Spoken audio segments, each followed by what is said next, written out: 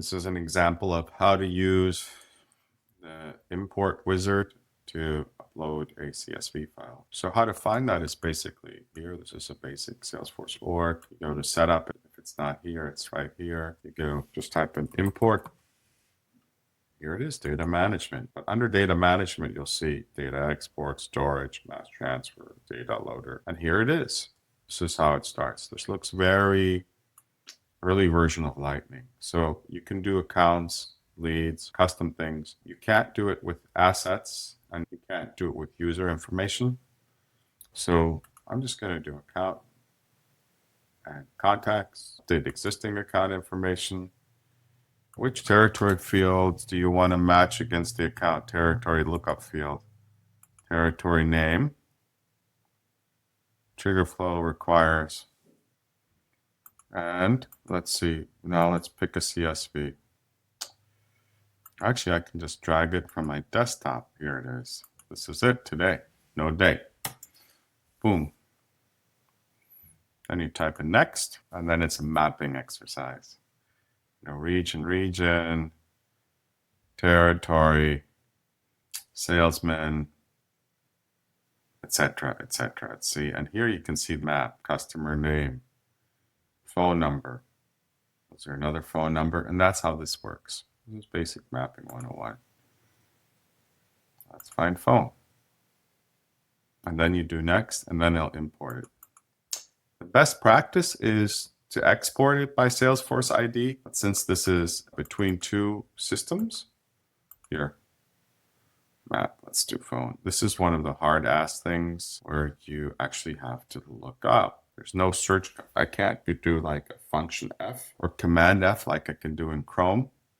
And to find, I need to actually suck it up and do phone. And what's this one? Customer name, account, region, account territory, customer name. Is that correct? Okay, I think I've got it. And with that, then we do next. Does this look okay? This looks okay. That's the mapping we have. Matching field. Oh, you mean what the matching field would be is here. We need to go back to the middle portion and figure out match by name, exact, or match by email. Let's just do email. See, versus account can be matched by customer number and external ID. I think this one's probably matched by email. All right, let's try this again. CSV, choose file. I'm in my downloads folder, and that's how you do it. Now it's a mapping question again.